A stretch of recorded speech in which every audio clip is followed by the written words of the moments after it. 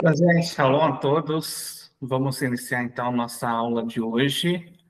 Hoje a gente vai entrar na aula de número 9 da disciplina Avodá. Aula de número 9. Aula de hoje a gente vai falar de um tema que é um pouco semelhante ao de ontem, porém tem um ou dois rituais que vai diferenciar. Então vai ser pouca mesmo, mas pouca diferença. Tem praticamente algo que se assemelha, né, no contato com forças da impureza, feitiçaria, vai ser algo assim. No entanto, ainda vai ter um diferencial. A gente vai ter um pequeno diferencial. Então, a gente vai começar a aula de número 9, que é a proibição, hoje, é a proibição de oráculos. Proibição de oráculos.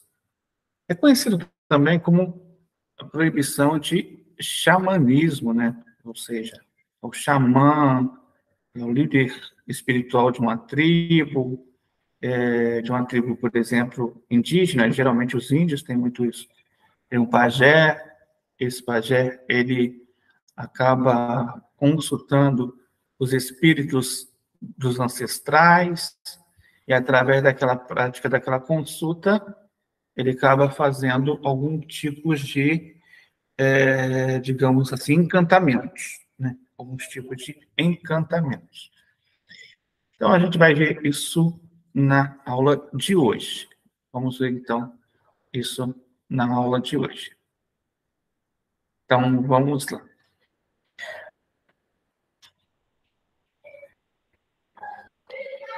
Então, praticamente, a referência está no livro The Seven Laws of Noah, é a proibição e a prática e consulta de Idoni.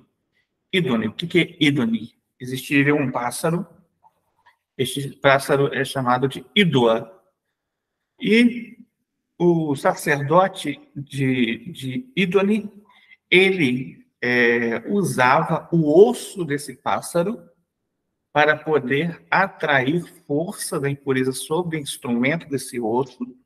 E com esse osso, ele dizia, então, ter certos poderes mágicos, né?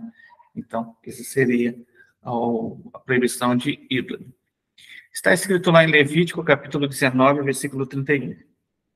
Não se volte para Idoni. Não se volte para Idoni.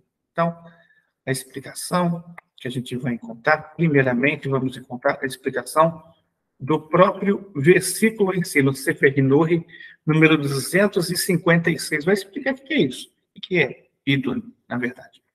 Então, vai dizer o seguinte, que a questão é que ele pega um osso de um pássaro, cujo nome é ídolo, coloca em sua boca, queima incenso, faz encantamentos e realiza ações até que entre em convulsões, como a doença que se chama SOA, que é epilepsia, e profere depois disso predições. Então, para a gente poder entender como isso se dava, o antigo culto de Idoni, ele era praticado então na terra de Canaã, e ele combinava bruxaria e idolatria em um ritual semelhante a uma sessão xamã para consultar espíritos. O praticante, ele colocava um osso de uma espécie de pássaro em sua boca, que era esse pássaro chamava Idua, queimava incenso, recitava os encantamentos e realizava outros atos cerimoniais até entrar em estado de transe. Então, ele entrava em convulsão, né? Ele caía no chão, o olho virava. Então, depois daquilo tudo, ele voltava a si, ainda falando algumas coisas que, digamos assim, seria um pouco que ele não tivesse nesse mundo, né? Seria algo assim.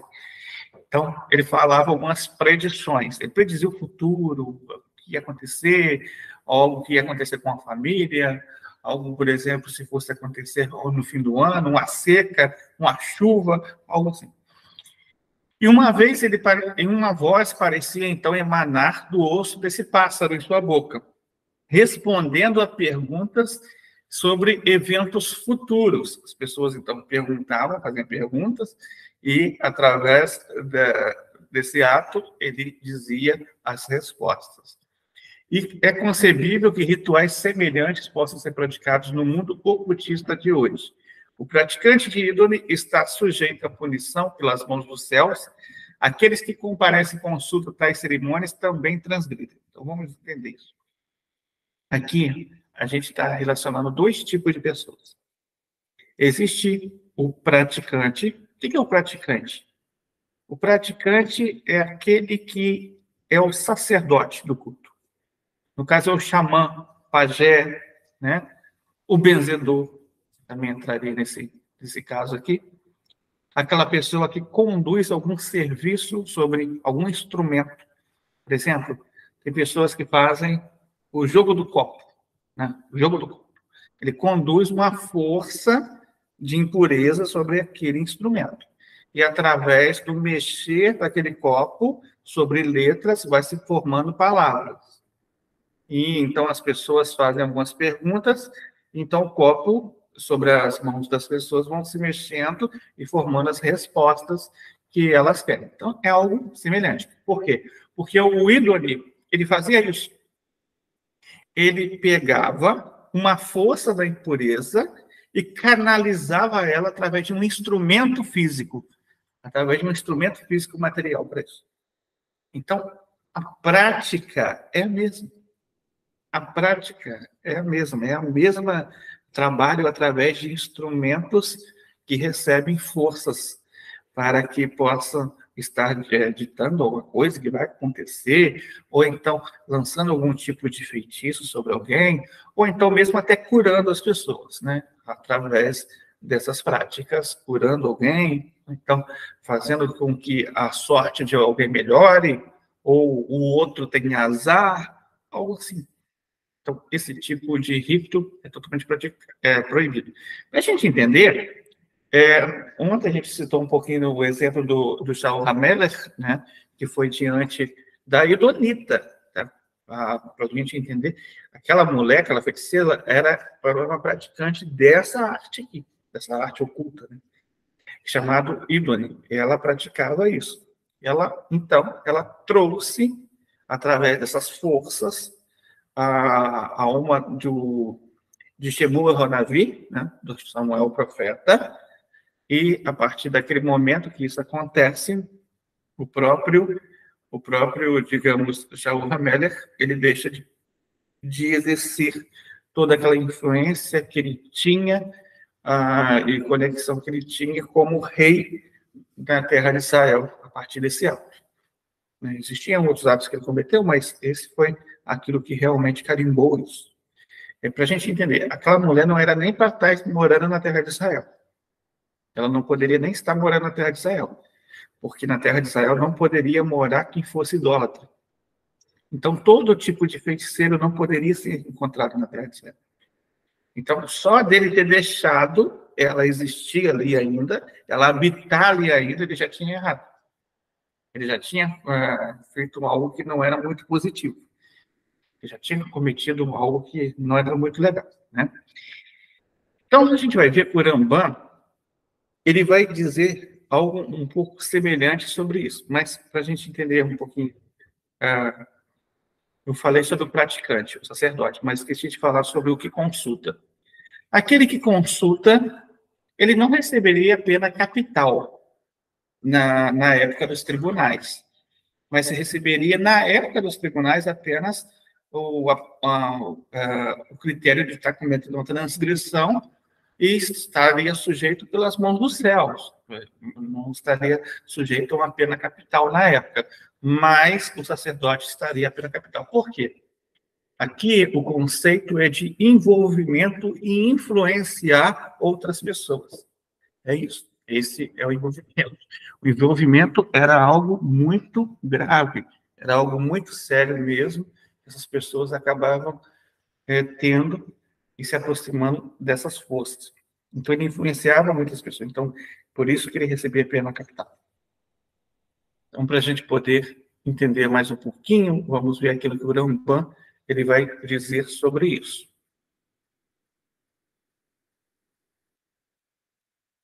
O Rambam no Mishneh Torah, no Sefer Hamadá, Avodat Kohavim, capítulo 11, Alahá 16. Avodat Kohavim é sobre leis de cultura e práticas idólatras, né? É no capítulo 11, tá lá no primeiro livro do Mishneh Torah, no Sefer Hamadá, no parágrafo não, na Alahá 16, a lei 16. E ele vai explicar o seguinte, né? Que a prática desses ritos, eles vêm de onde? Vem exatamente da falta de confiança em Deus, da dúvida, e muitas vezes do querer saber o futuro, ou querer acessar coisas que ainda não aconteceram, por não ter plena confiança em Deus, por não confiar plenamente que Deus é onisciente. Porque quando a pessoa realmente acredita que Deus conhece tudo e provê tudo, e tudo acontece inteiramente pela Asgahat Prati, ou seja, pela providência divina, quando nós acreditamos que tudo vem pela providência divina, inteiramente, nós não temos por que nos prender em querer decifrar algo que vai acontecer, ou algo que vai mudar, ou algo que vai melhorar, ou algo que vai piorar. Se nós confiamos plenamente em Deus, confiamos inteiramente que Ele vai nos dar sempre o melhor e nos conduzir. Então, quando a pessoa falta um pouquinho essa emuná, né? Ela fraqueja um pouquinho essa emuná, e que ela acaba se conectando com essas forças. Então, está escrito o seguinte: os mestres da sabedoria e aqueles de conhecimento perfeito sabem, com prova clara, que todos esses ofícios que a Torá proibiu não são reflexos da sabedoria, mas sim vazio e vaidade, que atraiu os fracos de espírito e os fez abandonar todos os caminhos da verdade. Por essas razões, quando a Torá advertiu contra todos esses assuntos, ela aconselhou: tenha fé perfeita com Deus, seu Senhor. Então, é isso que o Rambam está dizendo. Muitas vezes, quando a pessoa ela duvida de Hashem, né? Ela duvida realmente de Hashem, ela não tem essa fé perfeita, né? Essa fé completa, essa é a palavra, né? Quando ela não tem essa fé completa, essa fé íntegra em Hashem, então, realmente, ela acaba aproximando desses tipos de ritos, né? Desses tipos de ritos. Então, o Rambam, aqui ele está citando o capítulo 18 de Deuteronômio, Devarim, capítulo 18, no versículo 13, para a gente entender como que esse versículo todo ele está escrito, de que forma esse versículo está escrito todinho mesmo, de que maneira. Então, o versículo 13 vai estar escrito assim. Vamos lá. Ele vem de versículos anteriores, né? O versículo 13, ele vai dar uma sanção aqui, Moshe Rabbeinu vai dar uma sanção, praticamente, um decreto, e para poder isso acontecer, ele vai ainda puxar um pouquinho atrás, no versículo 10. No versículo 10, está escrito assim: entre ti não se achará quem faça passar pelo fogo a seu filho ou sua filha, nem adivinhador, nem prognosticador, nem agoreiro, nem feiticeiro, nem encantador, nem quem consulte um espírito adivinhador, nem mágico, nem quem consulte os mortos, pois todo aquele que faz tal coisa é abominação a Hashem. E por estas abominações, Hashem, teu Deus, os lança fora diante de ti. Tenha fé perfeita em Hashem, teu Senhor. Então, daqui nós vemos que é catalogado uma série de tipos de feitiçarias, né? De tipo de feitiçarias. Então, o ídolo, ele entra nessas proibições de feitiçarias. Como eu falei anteriormente, quando nós falamos a lei de Avodah Zará, a gente não toma apenas a proibição de cultuar estátuas, ou a proibição de ter estátuas, mas a proibição de ter estátuas, a proibição de falsa religião, a proibição de feitiçaria, de todas as práticas de feitiçaria, ou seja, porque o conceito é avodar é serviço, zará é estranho. Então, tudo que é considerado serviço estranho entra nessa proibição. Qualquer tipo de serviço que Deus não tenha ordenado, ou qualquer tipo de serviço que Deus tenha proibido, entra dentro dessa proibição. E aí vai englobar muita, mas muita coisa mesmo.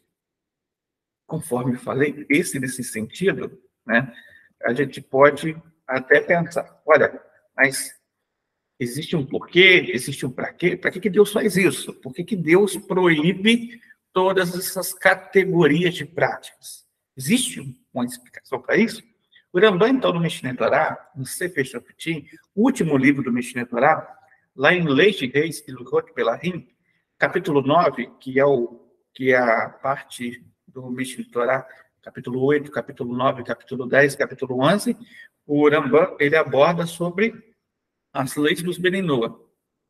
Então, na lei número 2, ele vai dizer que um não-judeu que adora falsos deuses é culpado desde que adora de uma maneira que represente a adoração daquela idolatria. Então, como que esse tipo de idolatria aqui que nós estamos falando, ela é cultuada? De que forma ela é adorada? Através das sessões, quando as pessoas participam delas. Quando as pessoas vão consultar, ou quando as pessoas perguntam ao necromante, ou o sacerdote, o pajé, ou então o benzedor, para que faça esse tipo de serviço para mim, faça aquele, chame para mim o meu, digamos, o meu pai que morreu, o meu tio que morreu, o meu avô que morreu, traz ele para cá porque eu quero perguntar as coisas para ele. Traz ele para cá que eu quero falar com ele. Quando a pessoa faz esse tipo de prática, né, quando a pessoa conduz essa força da impureza, ou vai atrás de quem conduza essa força de impureza, ele está, então, se conectando, não somente com a prática, mas está se conectando com a força em si da impureza. Como nós explicamos, o ser humano, ele tem, dentro do seu corpo, ele tem uma alma, né? Ele tem alma, essa alma tem alguns níveis, né? Tem 5 níveis. Além da alma, ele tem o seu corpo. Só que não é só isso, não é só alma e matéria, não é só alma e corpo. Além da alma e do corpo, ele tem uma camada bem fina que faz com que a alma esteja fixando no corpo. É o que se alegra. Essa camada fina, tá? Essa camada fina, que ela tem umas brechas muito, muito, muito invisíveis, é claro. Uma alma é invisível, olho nu, mas essas brechas são poros da alma, como se fossem poros, que eles se abrem quando a pessoa está em contato com a transgressão. Então, ele abre esses poros. Essa força da impureza, ela vai aproveitar essa brecha para poder entrar, entendeu? Para poder tomar posse e promover uma bagunça ali dentro do ser humano. Então, para a gente poder entender. Então, pessoa, esse é o perigo. Esse é o perigo. Então, Deus, ele não proíbe porque ele quer todo mundo quadradinho. Ele não proíbe porque ele quer todo mundo sendo controlado. Não, é porque é seguro. É a forma como o ser humano pode estar com segurança. A pessoa que se conecta com essas forças, ela entra dentro de um grau de destruição muito grande. A vida dela pode ser destruída. A vida dos parentes dela pode ser destruída. A vida dos amigos dela pode ser destruída. Por quê? A partir de uma força da impureza entra na vida de uma pessoa, sim. Quanto mais ela se envolver com mais pessoas, né, mais estrago. Muito mais estrago. Então, o que nos protege? O que faz com que não exista esse tipo de brecha, tá? Esse tipo de abertura para essas forças da impureza? O que nos protege? cumprir as 7 leis e suas ramificações. Quando o ser humano está cumprindo as suas 7 leis, quando ele está cumprindo as mitzvot, os mandamentos, ele não tem um espaço aberto para essa abertura. Ele cria um escudo de proteção. Está escrito lá no Salmo, né, que o anjo de Hashem acampa-se ao redor daquele que o teme e o livra. O que é temer a Deus? Temer a Deus é cumprir os mandamentos. Temer a Deus é você estar conectado com Deus. Então, quando você deixa de cumprir suas mitzvot, deixa de cumprir seus mandamentos, você tem que ter cuidado para não estar abrindo uma abertura. Esse é exatamente o ponto. Quando uma pessoa acessa essas forças da impureza, vai lá no xamã, vai lá no curandeiro, vai lá no benzedor, vai lá, por exemplo, no pajé, ou ela própria tenta trazer essas forças, Deus nos livre, para aqui para baixo, né? Ela faz o quê? Ela comete uma transgressão. Ela comete a Avodazará. Cometeu a Avodazará, abriu de Selek. Abriu de Selek, essa força da impureza que ela entrou em conexão, está conectada e faz lenha ali. Faz lenha ali. Então, essa é exatamente a proibição. Porque daquilo que isso acontece. Tem remédio? Tem. Tem solução? Tem. Já falamos sobre a solução. O Rambam diz, tenha fé perfeita em Deus, seu Senhor. Tenha fé perfeita em Deus, seu Senhor. Acredite que Deus é onisciente. Acredite que Deus sabe de todas as coisas.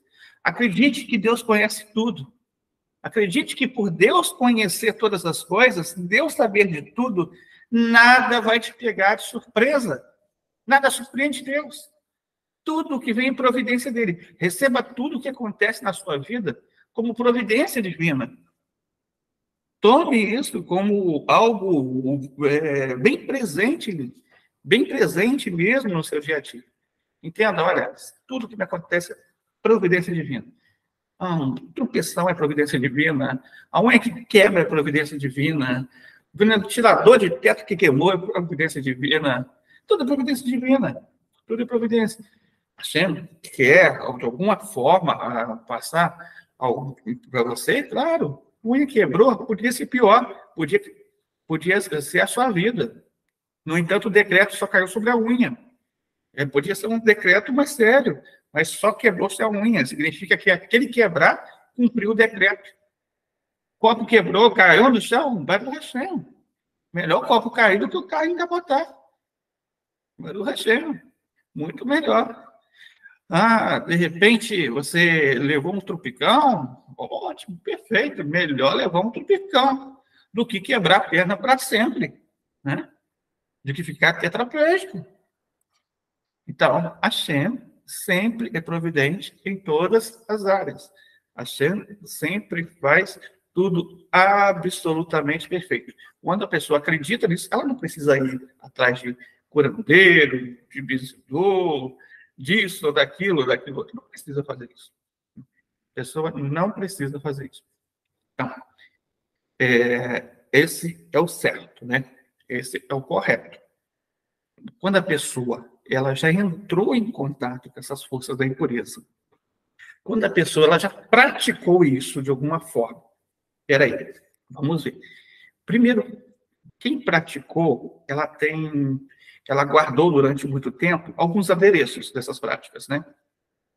Era, de repente, um cordãozinho, uma roupa que ela usava para a prática, ou então, por exemplo, algum tipo de livro que ela tinha. Essas práticas, o que tem que fazer com isso? Cancelar. Tem que cancelar. Como se cancela? Fogo ou água. Sempre fogo ou água. Ou joga na correnteza, ou bota fogo. Né? Então, você acaba cancelando esses meios de idolatria. Cancela, ótimo. Tem mais alguma coisa que eu posso fazer para estar corrigindo isso na minha vida? Eu tenho mais alguma coisa que posso? Tem. A pessoa se empenhou na prática, se empenhou em estar lá, se empenhou no dia a dia, gostava de estar lá, usava toda essa vitalidade do Etserará, para quê? para chegar e para sempre estar lá, não é verdade? Movia céu e terra. Tem gente que vira à noite, gente. Tem gente que virava à noite, virava à noite subindo pasto. Tem gente que virava à noite em Mata Virgem. Tem gente que não media circunstância, não. Fazia caminhada de 40, 50 quilômetros. Tem gente que carrega pedra na cabeça durante quilômetros e quilômetros para fazer rituais. Então, olha só, olha o empenho que ela tinha. Olha o empenho que ela tinha, né? Agora, pega todo esse empenho que elas têm, que você fez, que você praticou, e pega todo esse empenho e leva para a santidade. Pega toda essa força, essa garra e leva para a santidade. Leva para o monoteísmo. O mesmo empenho que a pessoa tinha tem que equivaler ao empenho que ela tem aqui, hoje, no monoteísmo, para ela poder estar fazendo uma correção, corrigindo aquilo através de medida por medida. A partir disso, ela também pode estar limpando-se totalmente através do esforço agora pelo monoteísmo. Exemplo disso foi quem? Abraão. Abraão, conta o Midrash, que Abraão, ele nasceu numa família idólatra. Ele mesmo não praticava idolatria, nunca praticou. Quando ele se despertou para o monoteísmo, ele tinha só 3 anos de idade. E, no entanto, ele sabia que ele tinha sido criado, estava sob a influência de muitos ensinos que não eram positivos, né? Então, Abraão fez o máximo possível para mostrar o monoteísmo do mundo inteiro. Fez o máximo possível para ajudar a transformar os corações das pessoas. Sim, foi essa a expressão própria que o Midrash usa, que ele transformou o coração das pessoas. Como? Ele ensinava as pessoas o valor que a idolatria não tem. Como a idolatria é um erro, como a idolatria é um problema, e ensinava elas a reconhecer que Deus é o Criador. Reconhecer que somente existe Deus, que não existe nada além de Deus. Então, esse empenho que ele teve equivaleu àquilo que era a impureza. Então, é isso que nós devemos fazer, e esse é o caminho pelo qual devemos trilhar para estarmos cada dia mais conectados com o Criador. Então, gente, agora a gente vai abrir para perguntas. Quem tiver alguma pergunta, pode levantar a mãozinha aqui no Google Meet. Quem tiver pelo YouTube, pode deixar a mensagem lá no chat, né? Pode deixar a mensagem no chat, que eu vou estar respondendo também. Então, aqui tem uma pergunta já pelo Google Meet. Espera aí.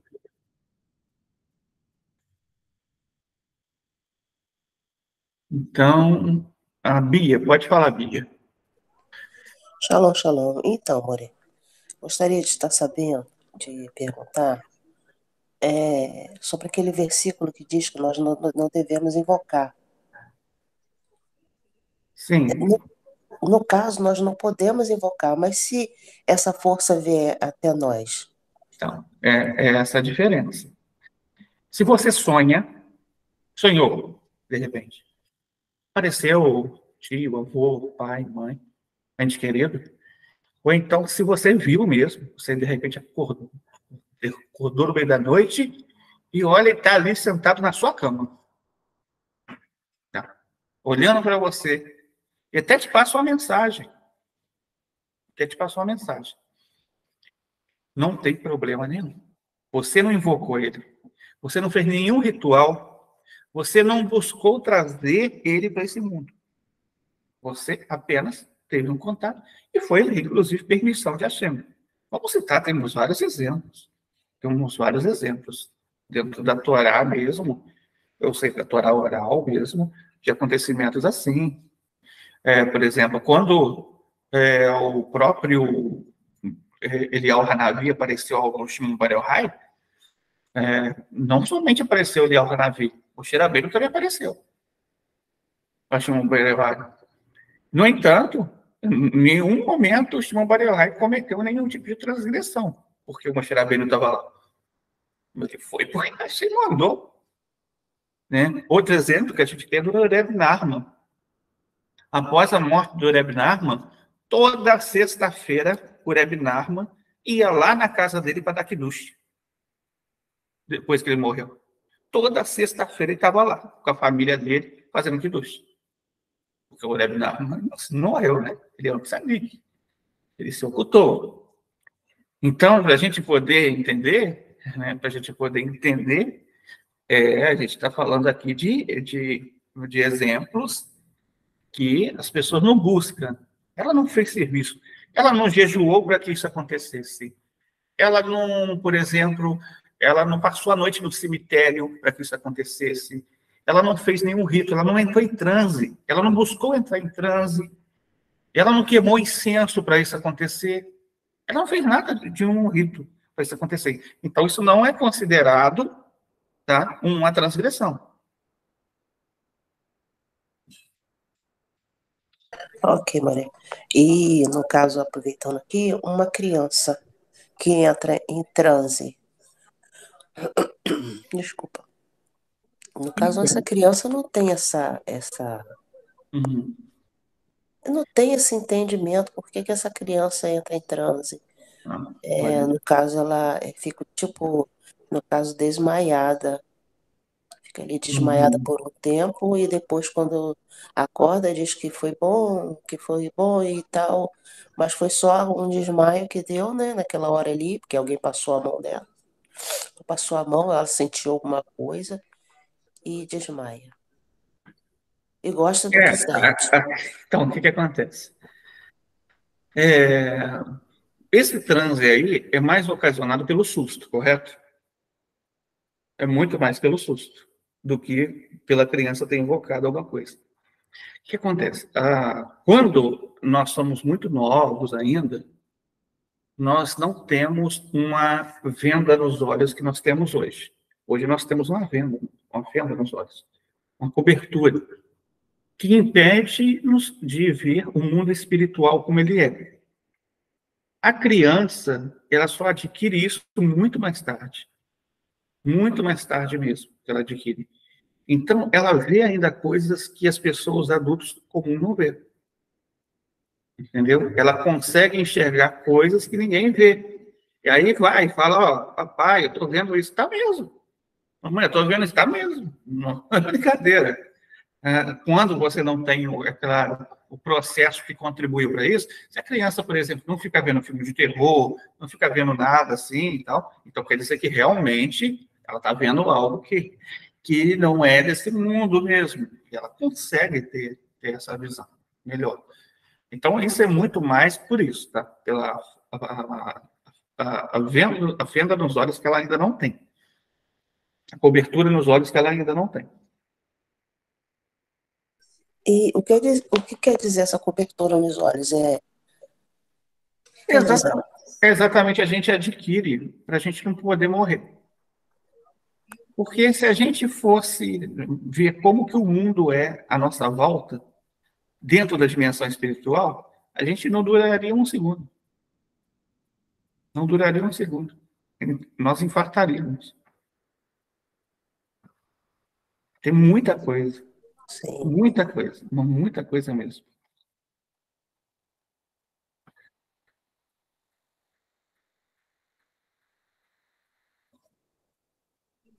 tá bom, Maria. Obrigada. Nada. Mas alguém tem alguma pergunta?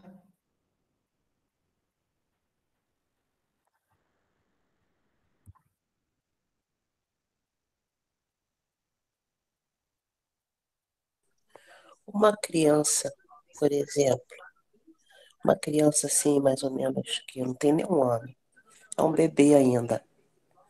Ela pode crescer no meio, estou falando de hoje, né? Fora a época de Abraão. É nos dias de hoje. Está crescendo ali naquele meio e coisa e tal, isso mais tarde, isso pode fazer mal para essa criança? Pode sim, contribuir muito, bastante. Ela absorve muito, a criança absorve muito, ela absorve demais.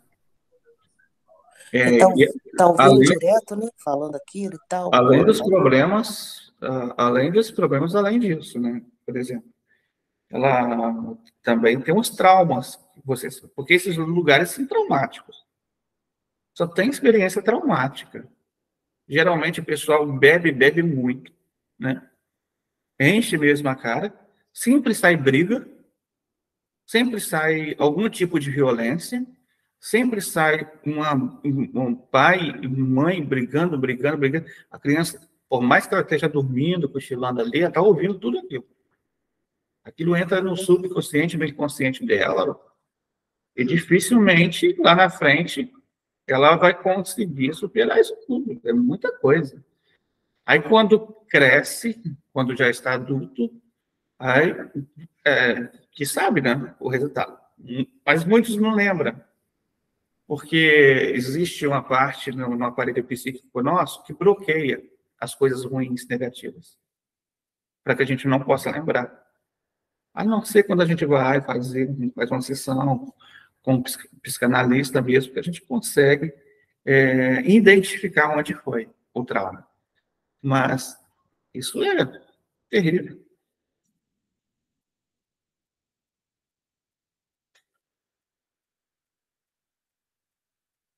Realmente preocupante quando se fala em, nessas coisas de criança. Agora, essa primeira parte que o senhor falou aí sobre o osso, né? Sobre o osso, sobre a criança, a pessoa procurar coisas no cemitério, né? Ficar passando noites lá. Isso é terrível, macabro. Mas isso acontece até os dias de hoje, né? Sim, acontece. Bastante. Acontece bastante. É que atualmente ninguém dá muita atenção para isso, né? Ninguém dá muita atenção. Tem muita criança sendo sequestrada, Bia, hoje, entendeu? Para rituais. As pessoas acabam. Isso não aparece na mídia, não aparece em lugar nenhum. Ninguém fala sobre isso. Só fala que sumiu. Aí, quando vê, a mãe está nos grupos de WhatsApp procurando. Gente, alguém viu minha filha? Essa é a foto da minha filha, sumiu, não aparece mais. Por quê? Ah, aí, o último que viu, eu vi ela entrando numa Kombi, de repente, na saída da escola. E aí? É assim. Aí, quando vai ver, acha uma ossada numa cachoeira, uma ossada numa mata. Infelizmente, acontece demais.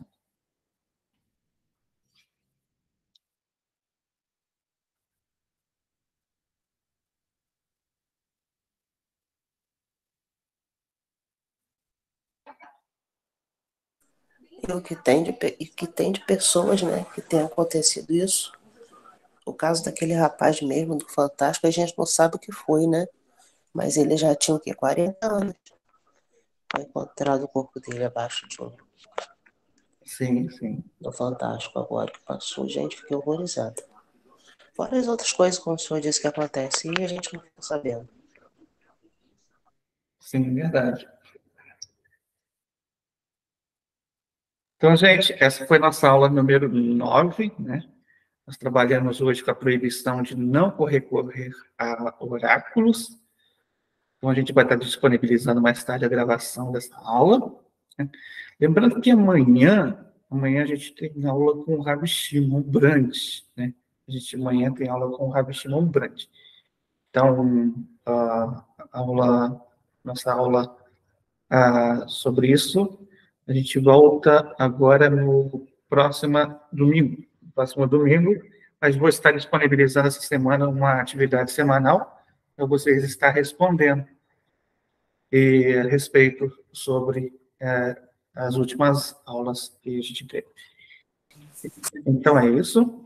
Que a Shem possa dar muitas bênçãos a todos vocês. Vai até 19, seu Antônio? Oi? Vai até 19? Vai até 20, na verdade, até 20. É que no PDF eu acho que eu esqueci de colocar 20. Sim. Eu vou mandar 20 para vocês. Nós estamos na 9, né?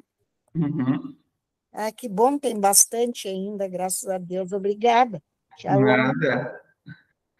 Então, gente, shalom, shalom. Uma boa noite, uma ótima noite para todos vocês. Ótimo descanso. Boa noite, Moré. Boa noite, meninas. Um ótimo Boa sono. noite, shalom. Boa Shalom. noite, shalom para todas.